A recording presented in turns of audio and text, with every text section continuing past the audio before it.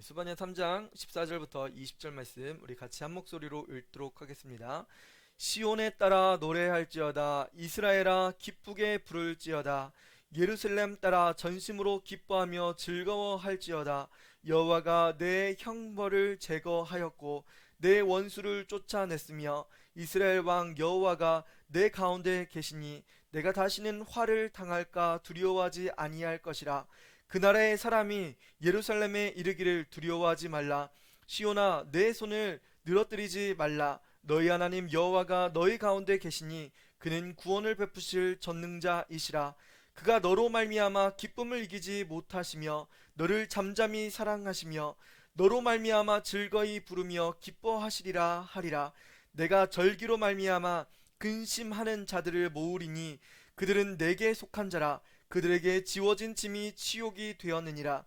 그때 내가 너를 괴롭게 하는 자를 다 벌하고 저는 자를 구원하며 쫓겨난 자를 모으며 온 세상에서 수욕받는 자에게 칭찬과 명성을 얻게 하리라. 내가 그때 너희를 이끌고 그때 너희를 모을지라. 내가 너희 목전에서 너희의 사로잡힘을 돌이킬 때 너희에게 천하 만민 가운데서 명성과 칭찬을 얻게 하리라. 여호와의 말이니라. 아멘. 네, 오늘은 너로 인하여 기뻐하시는 하나님이라는 제목으로 말씀 전하도록 하겠습니다. 스바냐가 사실 신분으로 치면 굉장히 금수저입니다. 금수저. 여러분 금수저 뭔지 알아요? 네. 요즘 표현하는 거죠. 금수저, 흙수저. 흙수저라고 하면 뭐 가문도 없고 뭐 출세도 못한 그런 어떻게 보면 저소득 그리고 평민에 속하는 그런 사람을 흙수저라고 이야기하죠. 반면 금수저는 뭐예요? 금수저? 태생부터 다른 거예요. 왕족의 귀족의 명성도 있고 잘 나가고 부자고 이런 사람이 바로 흙수저라고 표현을 하잖아요. 근데 이 스바냐가 참 대단한 사람입니다. 얼마나 흙수저였냐면 그가 스바냐의 그 조상으로 치면 왕족에 속합니다. 왕족. 그래서 스바냐 1장 1절에 보면 스바냐의 내력을 1장 1절에서 이야기하거든요. 아몬의 아들 유다 왕 요시야의 시대에 스바냐가 하나님께 부름을 받았습니다. 요시야 왕 때 하나님께서 스바냐를 부르신 거예요. 그가 어떤 계통이었냐면 스바냐는 히스기야의 현손이래요. 히스기야 왕이라고 하면 이스라엘의 굉장히 훌륭한 왕이었죠. 다윗 왕, 히스기야 왕, 그리고 오늘 나오는 이 요시야 왕, 종교 개혁을 했던 왕족이죠. 그렇기 때문에 히스기야도 하나님 앞에 정직하고 성실하게 행했던 왕이라고 이스라엘의 전통 계보에 보면 딱 나옵니다. 그 히스기야의 현손이 누구라는 거예요? 히스기야의 현손이고 아마랴의 증손, 그다랴의 손자, 구시의 아들이 바로 스바냐입니다. 그러니까 이 히스기야에게 있어서 고조 할아버지가 누구냐면 현손이라고 표현하는데 히스기야 왕입니다. 왕. 그러니까 그 왕의 계통을 이어서 스바냐가 출생하게 되었는데, 여러분 제가 말씀드린 이 스바냐가 금수저라고 이야기했잖아요. 금수저. 근데 그 금수저의 내력이 참으로 어렵다라고 볼 수 있어요. 여러분 금수저면 잘 나가야 되겠죠. 왕족이고 귀족이니까 얼마나 잘 돼야 되겠어요. 사실 이 스바냐는 왕족이었기 때문에 예루살렘 성에 거주했을 거예요. 그리고 왕족이니까 성에도 자유롭게 출입했을 거예요. 왕족이니까. 그리고 그의 왕족이니까 얼마나 그 왕과 친분도 있었겠잖아요. 왕과 친하면 뭐 잘 통하는 그런 상황이니까 뭐 출세 가도에도 이렇게 그 길이 열려져 있는 상황이라고 볼 수 있습니다.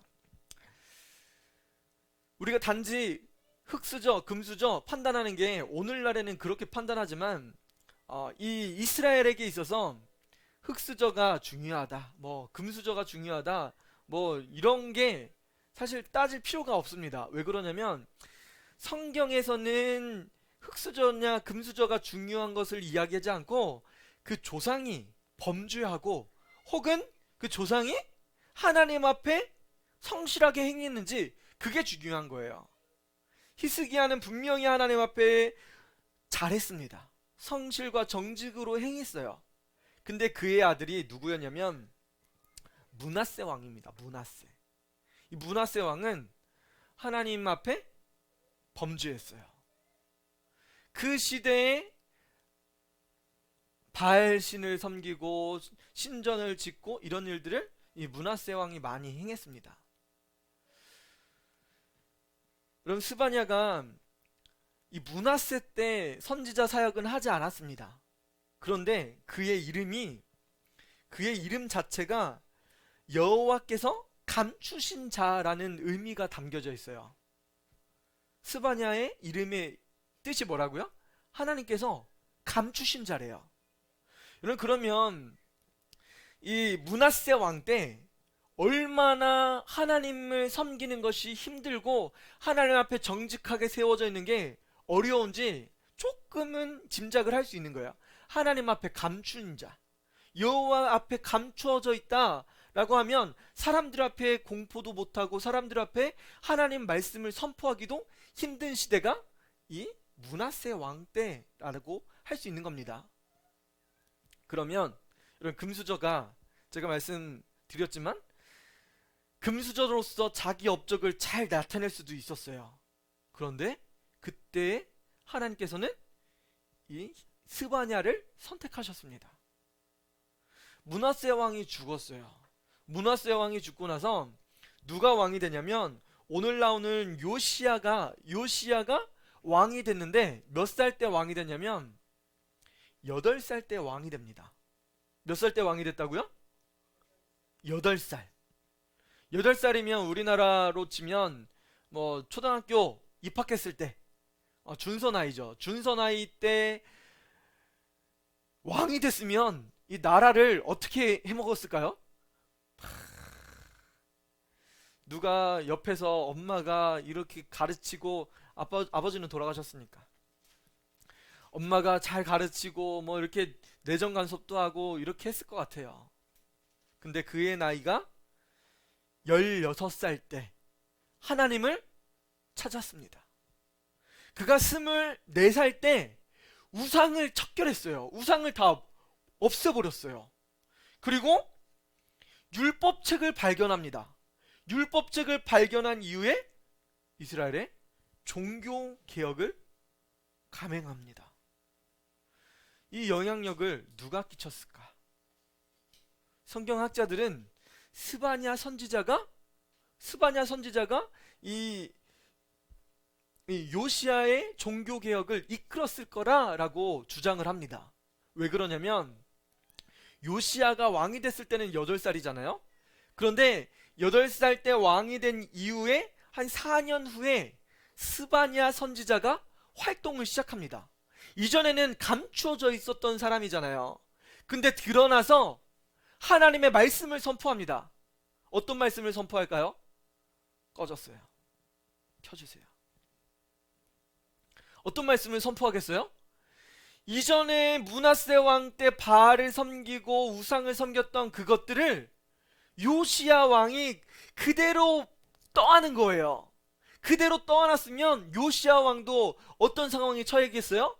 우상을 섬기고 우상을 따라갈 수 있는 그런 환경에 처해졌던 거예요. 그런데 4년 후에 왕이 된 지 4년 후에 이 스바냐 선지자가 활동을 시작하는데 무슨 이야기를 선포하냐면 이스라엘의 멸망에 대한 선포를 하고 이 땅이 하나님 앞에 심판받을 거라고 선포를 하는 거예요. 하나님의 징계에 대해서 선포를 합니다. 스바냐서에 가장 많이 등장하는 단어 한번 따라해 볼까요? 하나님의 심판의 날. 심판의 날에 대해서 스바냐 선지자는 계속 예언하고 있어요. 하나님께서 심판하실 거다. 심판의 날이 임할 거다. 심지어는 이 심판의 날에 대해서 어떻게 표현하냐면 희생의 날, 여호와의 심판의 날, 여호와의 고난의 날, 분노의 날, 환난과 고통의 날, 황폐하고 패망할 날, 캄캄하고 어두운 날, 구름과 흑암의 날, 성읍에 재앙이 임할 날, 이런 식으로 하나님의 날을 선포합니다. 결국은 무슨 이야기예요? 하나님께서는 이스라엘에 대해서 심판할 날이라고 이야기하는 거예요. 또 이스라엘뿐만 아니라 전 우주적인 심판에 대해서 하나님께서 메시지를 전해주신 거예요. 그날에는 이스라엘만 심판할 것이 아니라 주변 강대국들, 니느웨, 바벨론, 구스 땅, 아프리카를 이야기하거든요. 그리고 블레셋, 모압, 암몬, 이런 주변에 있는 강대국들에 대해서 하나님께서 심판하실 거라고 말씀하세요. 이것은 그 지역에 있는 나라들만 심판하시는 것이 아니라 1장에 보면 1장 2절에 내가 땅 위에서 모든 것을 진멸할 거라고 말씀하세요. 사람과 짐승과 공중의 새와 바다의 물고기들, 하나님께서 모든 것들을 진멸하실 거라고 말씀하세요. 전 우주적인 심판에 대해서 하나님의 진노의 날이 임할 거라고 말씀하셨던 겁니다. 여러분, 이것을 잘 보면 무슨 이야기를 계속 선포하고 있었던 거예요? 하나님께서 진노의 날이 임하고 있다, 분명히 심판의 날이 있다라고 말씀하시는 거예요. 여러분, 오늘날 예수 그리스도께서 다시 오실 날이 얼마 남지 않았습니다. 그날은 무슨 날이에요? 주님 다시 오실 날, 예수님 다시 오실 날입니다. 마라나타, 주 예수여 어서 오시옵소서. 주님 다시 오실 날, 그때는 전 지구적인 심판, 전 우주적인 심판이 분명히 임할 거예요. 하나님께서는 그 우주적인 심판에 대해서 경고하셨습니다. 여러분, 그런데 하나님께서 심판에 대해서만 말씀하셨을까? 아닙니다. 스바냐를 통해서 심판할 것만 말씀하신 것이 아니라 구원받을 자가 있을 거라고 말씀하고 계십니다. 구원받을 자가 있대요. 그 구원받을 자가 누굴까? 구원받을 자, 맞아요. 바로 여러분들이에요.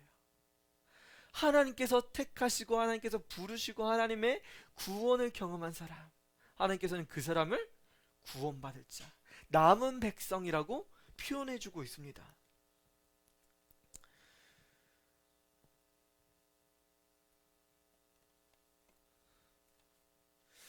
2장 말씀에 보면요,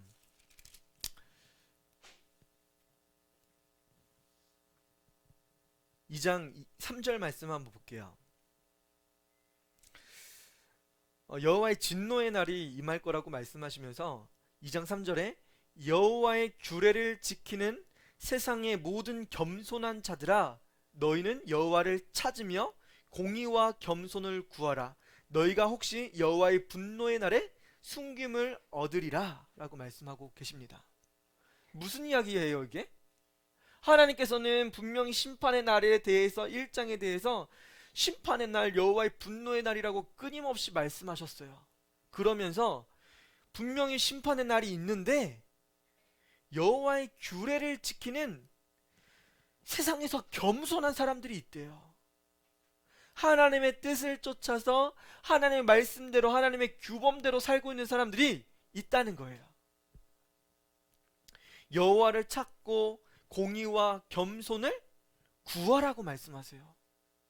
심판의 날이 임할 거니까 그 전에 뭘 말씀하시는 거예요?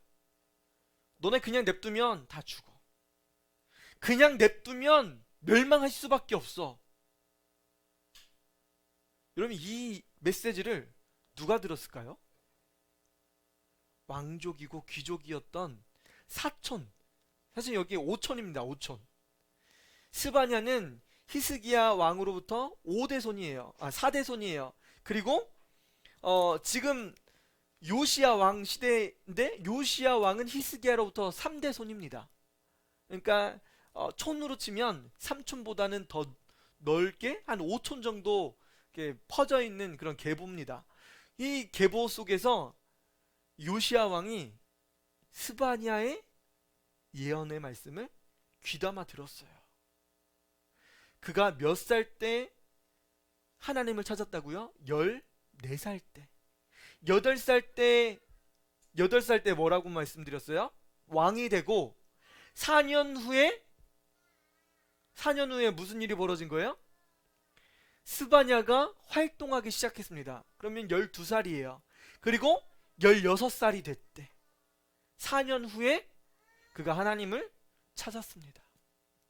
하나님의 경고의 말씀을, 경고의 메시지를 들은 거예요.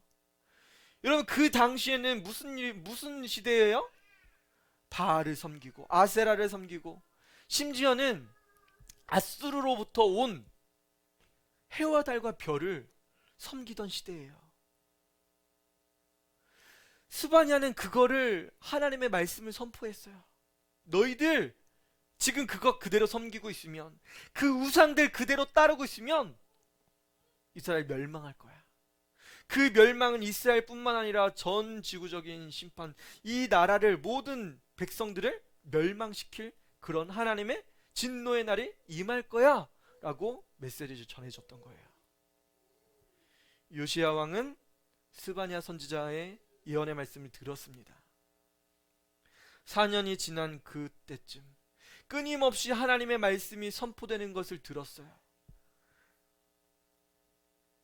결국은 무슨 메시지였어요? 너네 지금 돌이켜라. 지금 돌이키면, 지금 나에게 돌아오고 지금 겸손하게 하나님을 찾으면 하나님의 구원을 얻을 거야. 그 말씀을 귀담아 들었어요. 그래서 요시야 왕은 어떻게 했을까요? 청소년기에 하나님께 돌아왔습니다. 하나님, 지금 이 땅이 이렇게 가면 안 됩니다.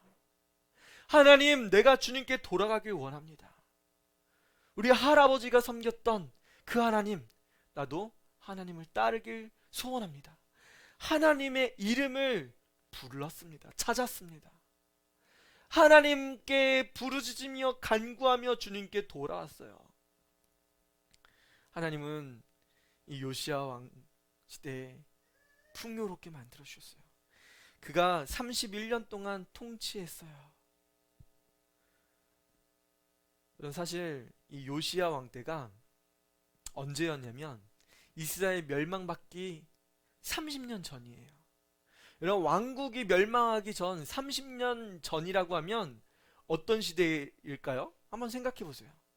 1000년의 왕국, 100년의 왕국, 300년의 왕국, 그 왕국의 끝이에요. 끝. 왕국 끝에 30년 전에 통치한 왕이었습니다. 그는 하나님의 말씀을 순종하고 하나님의 말씀대로 살았어요. 그때 사실 무슨 일이 벌어졌던 거예요? 이스라엘이 하나님 앞에 범죄하고 하나님을 떠나는 그런 상황 속에서 마지막으로 하나님을 찾았던 왕이 요시야 왕입니다. 그 후로 30년 후에 이스라엘은 멸망해요.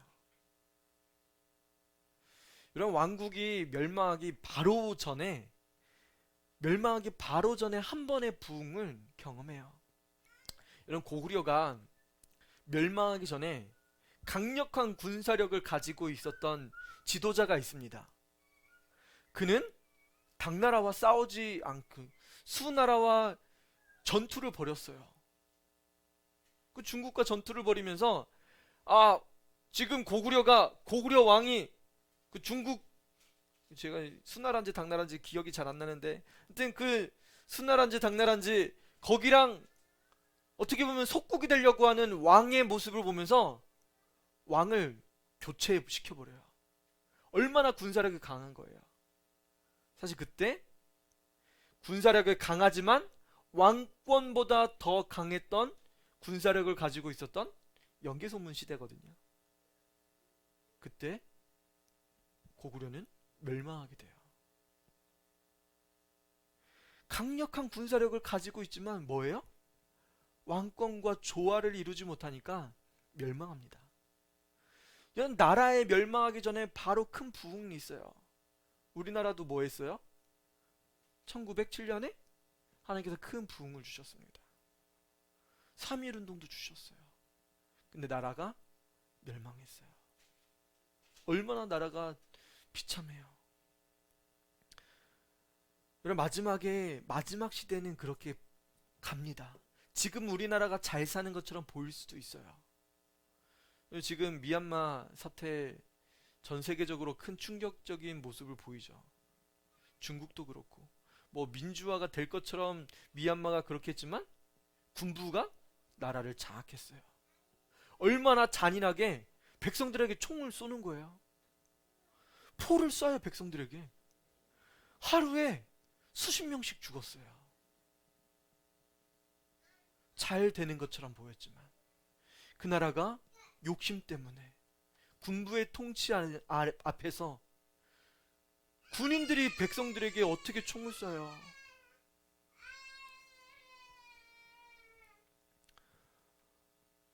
올바른 지도자의 모습이 상실됐습니다. 이런 마지막 때 그렇게 되는 거예요.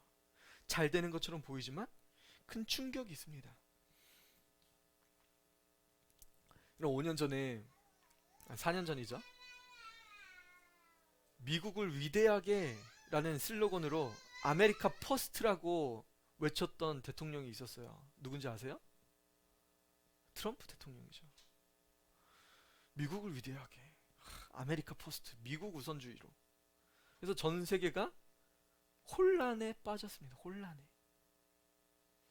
여러분, 지도자를 선출할 때 있어서 우리가 주의해야 될 게 뭐냐면, 개인의 욕심에 따라서 개인의 사상이나 개인의 그런 무엇을 세우려고 하는 그런 지도자는 사실 세우면 안 됩니다. 백성보다 내게 우선이 되는 그런 지도자는 세우면 안 돼요.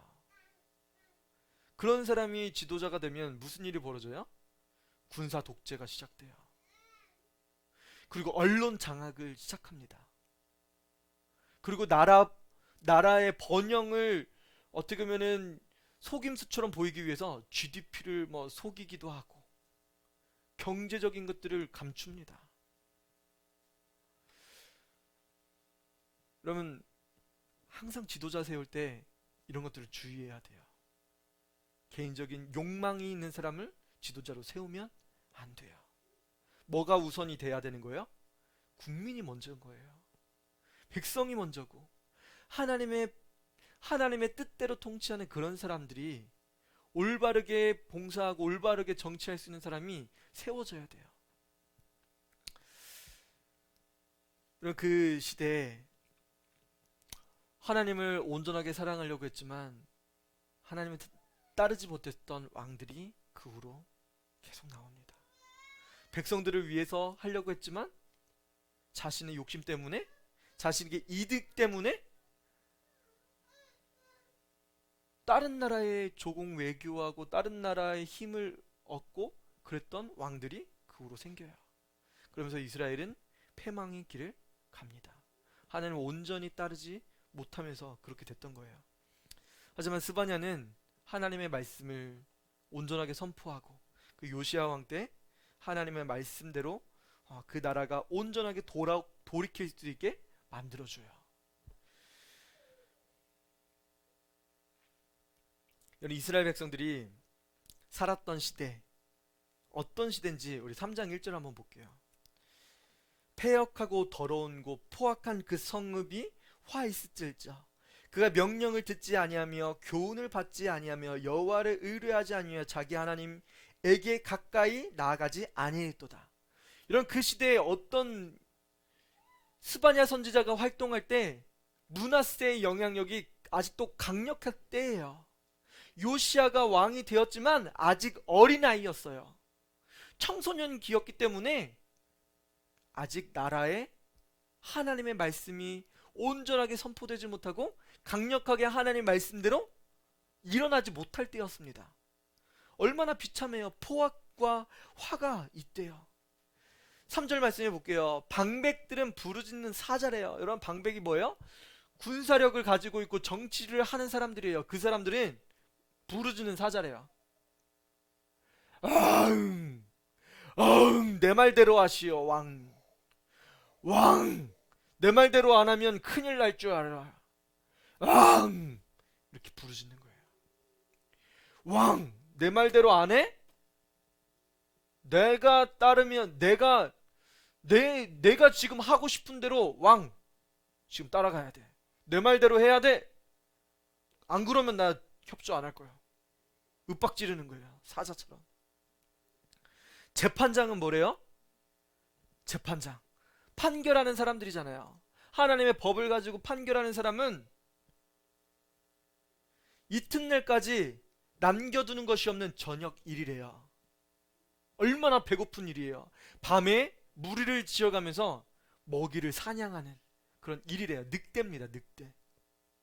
늑대가 무리 지어가면서 먹을 게 있으면 팍.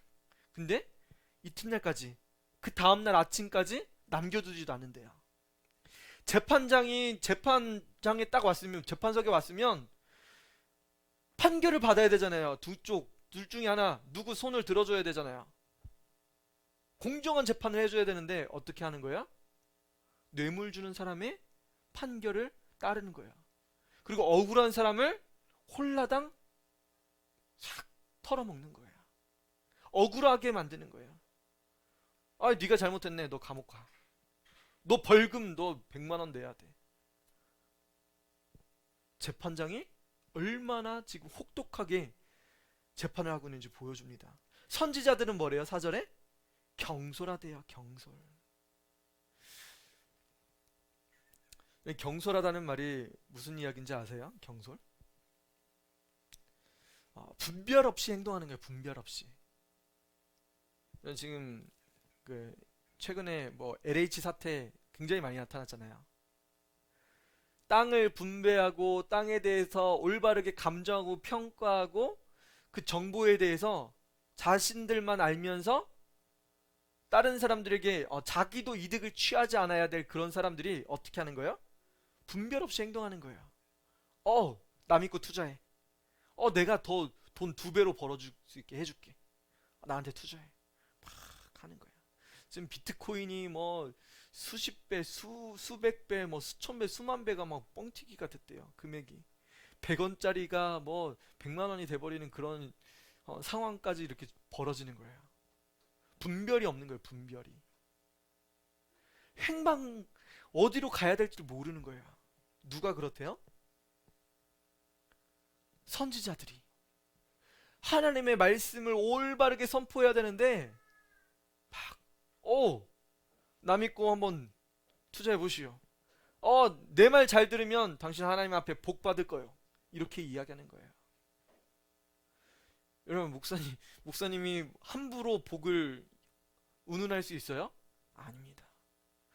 목회자에게 있어서 복을, 하나님의 말씀을 선포할 때 있어서 죄와 굉장히 연관성이 있습니다. 하나님은 죄 있는 사람에게 복 주세요?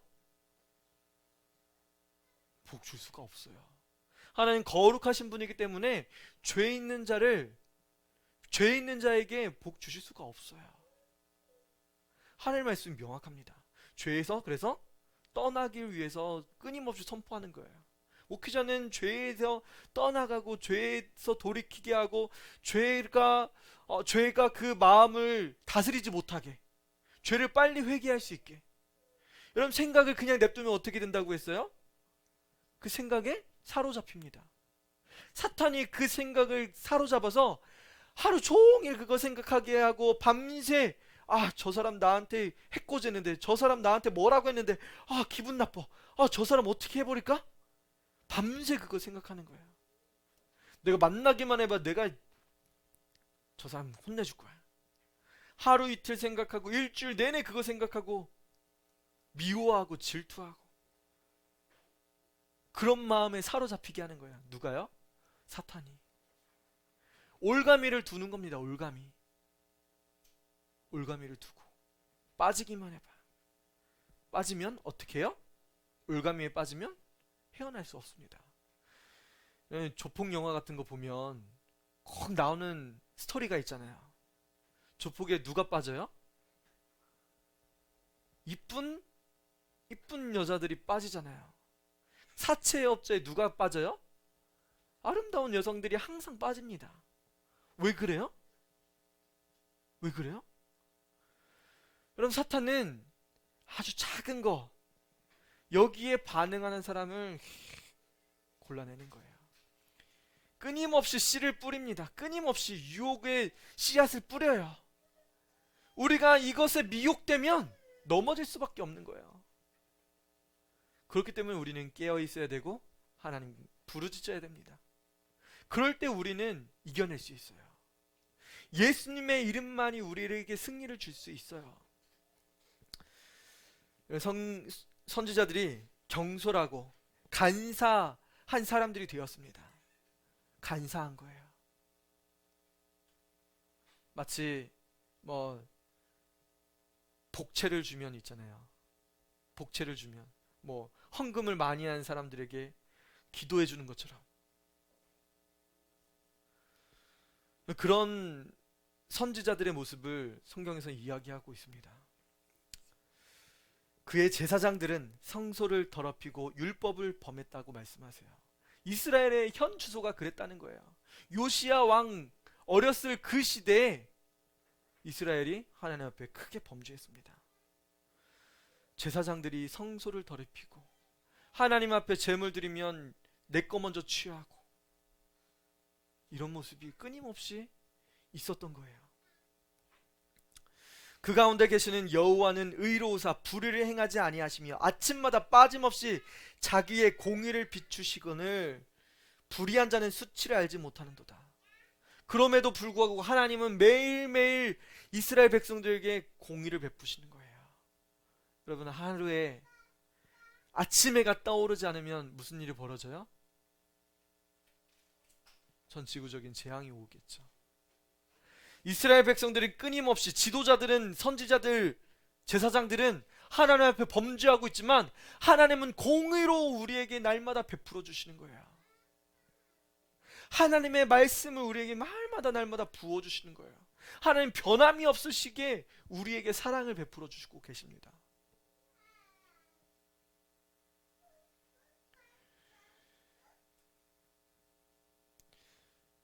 여러분, 하나님의 그 말씀을 듣고 하나님 앞에 돌이키고 하나님 앞에 돌아온 사람들, 하나님의 은혜와 사랑과 축복을 받을 수 있습니다. 11절에 그날에 내가 내게 범죄한 모든 행위로 말미암아 수치를 당하지 아니할 것은 그때 내가 내 가운데서 교만하여 자랑하는 것을 제거하여 내가 나의 성산에서 다시는 교만하지 않게 할 것입니다. 하나님께서는 우리에게 모든 수치를 제거하시고 우리의 모든 것들을 다 제거하십니다. 우리의 모든 교만을 제거해 주실 거예요. 13절에 이스라엘의 남은 자는 악을 행하지 아니하며 거짓을 말하지 아니하며 입술에 거짓된 혀가 없으며 먹고 누울지라도 그들을 두렵게 할 자가 없으리라. 여러분, 하나님 앞에 이스라엘의 남은 자, 하나님을 정말 사랑하고 하나님의 뜻대로 거짓이 없는 그 사람들이 나올 거예요. 그 사람들은 두려울 게 없대요. 두려울 것이 없대요. 얼마나 감사해요. 하나님께서 일하십니다. 하나님께서는 이스라엘 백성들을 돌이키시고 하나님의 백성들을 끄집어 불러 모으고 계셔요. 시온에 따라 노래할지어다, 이스라엘아 기쁘게 부를지어다, 예루살렘에 따라 전심으로 기뻐하며 즐거워할지어다. 여러분, 하나님께 영광 돌리는 거예요. 하나님 얼마나 기뻐하실까요? 돌이킨 사람들, 그 사람들로 인해서 하나님이 너무 기뻐하신대요. 여호와가 내 형벌을 제거했대요. 우리에게 닥칠 그 형벌을 하나님께서 제거해 버리셨어요. 내 원수를 쫓아냈으며 원수까지 쫓아내셨어요.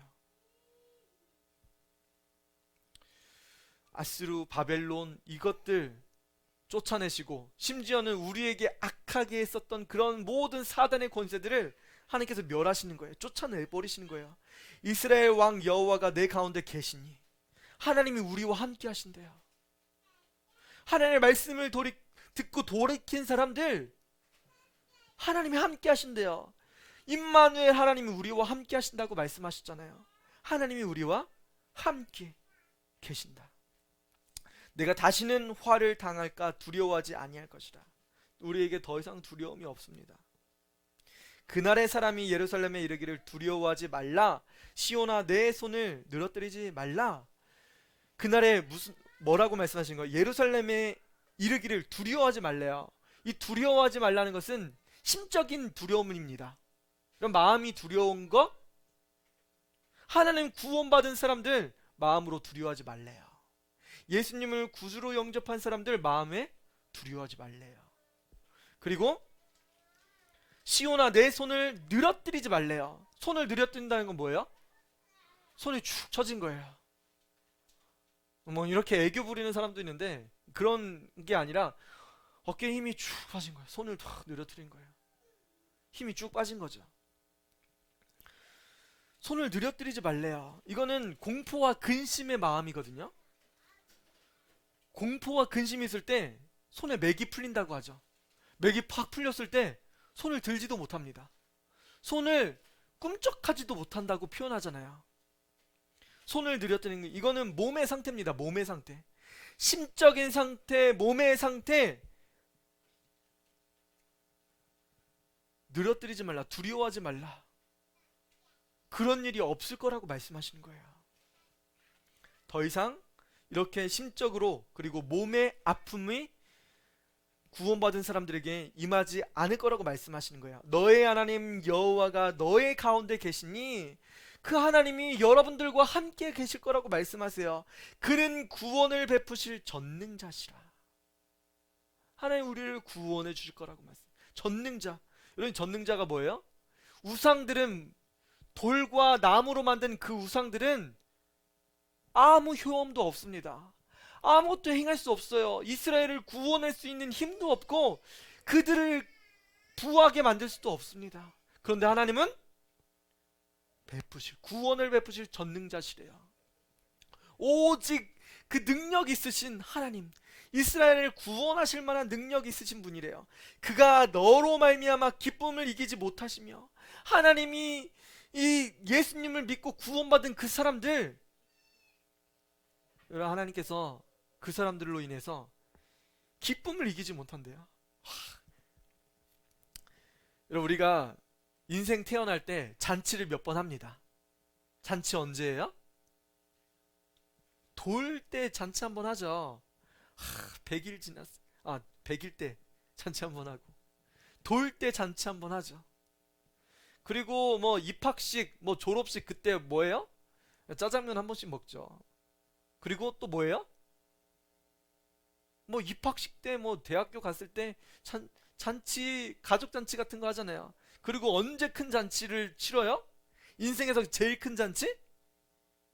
뭐 언제요? 결혼식 때. 결혼식을 잔치로 표현합니다. 인생의 제일 큰 잔치가 언제요? 돌 때, 그리고 결혼식 때. 그 다음에 뭐 회갑이나 칠순이나 뭐 그럴 때 잔치하잖아요. 여러분 하나님께서는 우리에게 잔치를 베푸셨습니다. 가장 기쁨을 견디지 못해서 무엇을 하신 거예요? 잔치를 베푸신 거예요. 하나님이 누구로 인해서 기뻐하시는 거예요? 이런 성경에 보면 혼인집 잔치에 대한 이야기가 나오잖아요. 신랑이 신부를 기다리면서 결혼식을 치르는데 그 홀날 뭐 하는 거예요? 결혼식 잔치를 베풉니다. 잔치를. 일주일 동안 먹을 포도주와 양식들을 비축하고 사람들은 불러 모아요. 그날이 얼마나 기쁘면 누구 맞이하려고요? 신부를 맞이하려고. 하나님께서는 구원받은 여러분들을 맞이하시려고 잔치를 베푸신 거예요. 여러분들이 기쁘대요. 여러분 구원받았습니다. 한순간 한마디로 끝나는 것이 아니라, 이스라엘은 일주일 동안 잔치하잖아요. 얼마나 기쁘겠어요. 하나님께서 여러분들 한 사람이 구원받으면 천국 잔치를 베푸시는 거예요. 그리고 어떻게 하신다고요? 기쁨을 이기지 못하신대요. 우와! 내 사랑하는 아들, 너 드디어 나에게 돌아왔구나. 네가 드디어 회개하고 나의 이름을 찾는구나. 네가 돌아올 줄 알았어. 내가 얼마나 너를 기뻐하는데, 내가 너를 얼마나 즐거워하는데. 성경이 그렇게 말씀하시는, 그는 구원을 베푸실 전능자이시라. 그가 너로 말미암아 기쁨을 이기지 못하시며 너를 잠잠히 사랑하시며. 얼마나 기다리셨을까요? 내가 너를 사랑하려고 그 이스라엘 백성들이 1년 동안 집 지으면서 신부를 기다리잖아요. 끊임없이 기다리는 거예요. 그 마음 속에 아내를 맞이하려고 하는 그 마음, 그 기쁨, 빨리 맞이하고 싶은 그 마음 얼마나 크겠어요. 빨리 집을 지어야지. 돈을 열심히 모아서 집도, 그 땅도 사고 재료도 사고 집도 내가 직접 건축하고, 얼마나 그 기쁨이 크겠어요. 너를 잠잠히 사랑하시며 너로 말미암아 즐거이 부르며 기뻐하시리라. 사랑하는 아내, 드디어 당신과 결혼하게 되었어. 성경은 예수님을 신랑이라고 표현하고 우리를 신부라고 표현합니다. 예수님께서 우리를 얼마나 신부로서 대접하고 우리를 기뻐하시려고 얼마나 잔치를 준비하고 계시는지 조금이라도 한번 느껴보세요. 여러분들 때문에 하나님께서 기뻐하시는 거예요. 예수님이 여러분들 회개하고 돌아올 때 하나님이 천국 잔치를 베푸시고, 내가 너를 이제 절대로 포기 안 할 거야. 내가 너에게 베푼 그 사랑을 네가 드디어 깨달았구나. 어서 와, 어서 와. 너에게 모든 것들이 다 준비되었어. 너에게 임할 것은 이제 구원이고 평강이고 은혜와 사랑이야. 나의 사랑 안에 거하렴. 말씀하시는 거예요. 내가 절기로 말미암아 근심하는 자들을 모으리니, 여기서 절기라고 이야기하는 것은 이스라엘 백성들이 포로로 잡혀갔잖아요. 포로로 잡혀갔으면 예루살렘에 1년마다 거룩한 예배를 드리기 위해서 6월절 날 돌아와야 돼요. 근데 포로로 잡혀간 종이 되었던 이스라엘 백성들 돌아올 수 있어요, 없어요? 돌아올 수 없는 백성들이 있습니다. 먼 바벨론의 포로로 잡혀갔던 이스라엘 백성들, 성전을 향해서 예배하고 기도는 하지만 예배하러 성전에 1년에 한 번씩 올 수가 없는 거예요. 하나님 예루살렘 성전에 와서 예배하라고 했는데, 큰 성회로 말하고 했는데 돌이킬 수가 없는 거예요. 근심하는 자들을 하나님께서 모으실 거라고 말씀하세요. 그들은 내게 속한 자라. 그들에게 지워진 짐이 치욕이 되었느니라. 여러분, 그들에게 치욕이 뭐였어요? 성전에 가서 예배 드려야 되는데, 에이구, 포로로 잡아온 사람들이 뭐예요? 야, 너네들 성전도 무너졌지, 예루살렘 성도 없지, 너네들 돌아갈 데도 없어, 너네 땅도 다 뺏겼어. 아휴, 이스라엘 백성들 저거 하나님 똑바로 안 믿더니만 저렇게 됐어. 아유, 쌤통이네, 잘 됐네. 이렇게 수치당했던 이스라엘 백성들이 있었다라고 이야기하는 겁니다. 이런 코로나19 시대에 예배드리지 못하는 성도들이 있습니다. 제가 이번에 시찰회 노예 때 이렇게 가면서 목사님들한테 이야기를 들었어요. 어떤 성도들은 예배를 드릴 수가 없대요. 학교에서 각서를 쓰라고 했대요. 각서를. 교회에 가지 않겠습니다. 각서를 써야지 일을 할 수 있대요. 그런 분들도 계셨어요. 여러분, 그런 이야기 듣고 그 담임 목사님이 얼마나 마음이 아팠겠어요. 하나님의 마음이 얼마나 아프겠어요. 지금 직장 생활하는 것, 가족을 꾸리기 위해서 그런 아픔이 있었던 그런 모습들, 하나님께서는 그들의 아픔과 그들의 치욕을 하나님께서 기억하고 계십니다. 그때 내가 너를 괴롭게 하는 자를 다 벌하고 저는 자를 구원하며, 괴롭게 하는 자를 멸할 것이라고 말씀하시죠. 벌할 거라고. 저는 자를 구원하신대요. 여러분, 저는 자라고 이야기할 때, 여러분, 양이 이 전다고 할 때 표현이 양이 쩔뚝쩔뚝이는 거예요. 여러분, 양이 쩔뚝인다? 여러분, 양이 왜 쩔뚝일까요? 발이 아파서? 네, 발이 아플 수도 있어요. 근데 짐승의 발들은 굉장히 튼튼합니다, 보통. 사람들은 뭐 이렇게 다칠 수도 있는데, 짐승이 쩔뚝인다? 이것은 사나운 짐승에게 공격을 당했던 거예요. 사나운 일이나 사자를 통해서 공격을 당해서 다리가 상처를 입은 거예요. 그렇기 때문에 쩔뚝이는 거예요. 여러분, 이스라엘 백성들 중에 쩔뚝이면서 신앙생활하면서 신앙생활 해야 되는데, 예수님께 나아가야 되는데 못 나오는 사람들이 있다는 거예요. 가슴으로 아파하고 고통하고 온라인 예배를 드리지만 마음으로는 속상해서, 하나님, 내가 하나님 정말 사랑하는데 내가 하나님께 나아가지 못하고 있습니다. 나의 아픔, 내가 지금 아픔 가운데 있어서 내가 어쩔 수 없이 예배를 드리지 못하고 있습니다. 그런 성도들이 있다는 거예요. 저는 자를 구원하며 쫓겨난 자를 모으며 온 세상에서 수욕받는 자에게 칭찬과 명성을 얻게 하리라. 여러분, 하나님께서는 그때 남은 성도들에게 칭찬과 명성을 얻게 할 거라고 말씀하세요. 내가 그때에 너희를 이끌고 그때에 너희를 모을지라. 내가 너희 목전에서 너희 사로잡힘을 돌이킬 때 너희에게 천하 만민 가운데서 명성과 칭찬을 얻게 하리라. 여호와의 말이니라.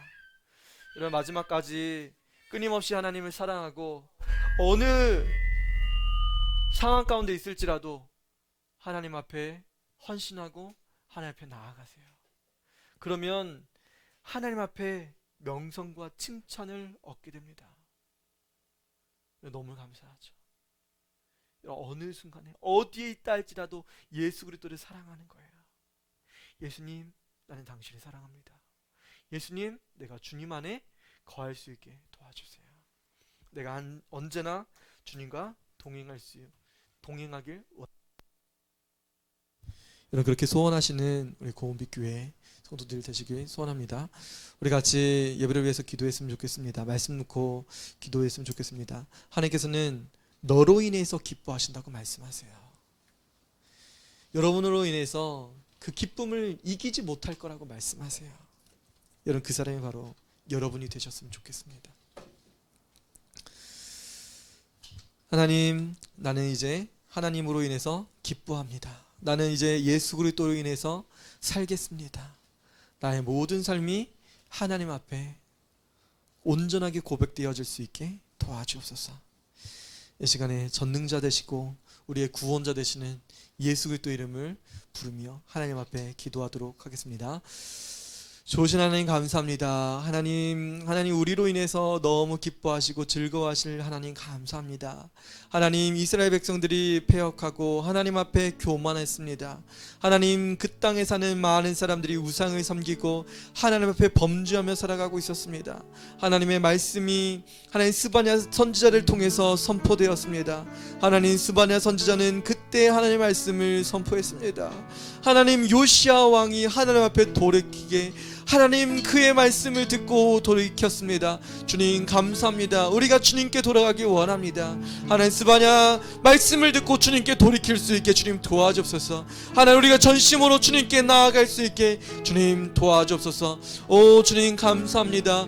우리가 주님과 동행할 수 있게 주님 도와주옵소서.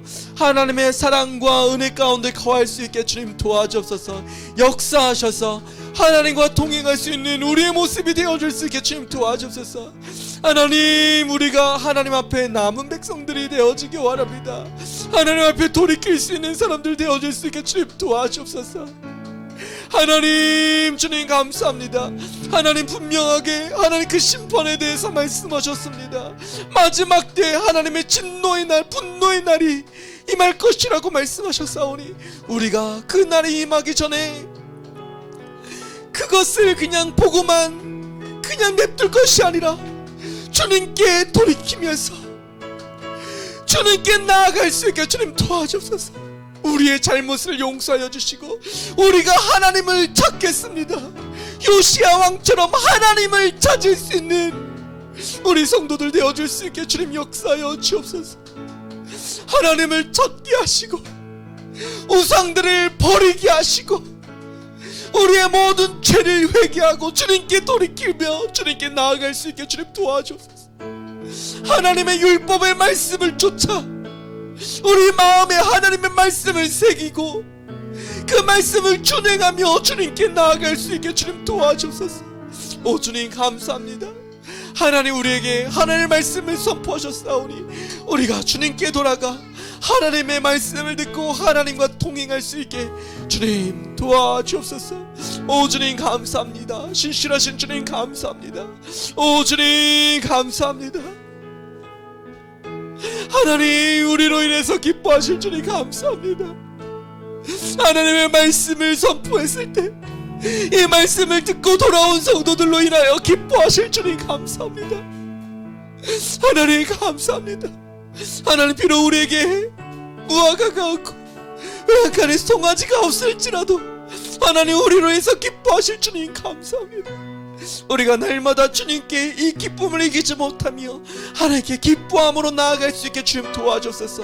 오 주님 감사합니다. 주님 사랑합니다. 오 주님 우리와 함께 하신다고 약속하셨사오니 하나님 오 주님 감사합니다. 날마다 은혜를 베풀어 주시고 주의 사랑을 부어 주옵소서. 오 주님 감사합니다.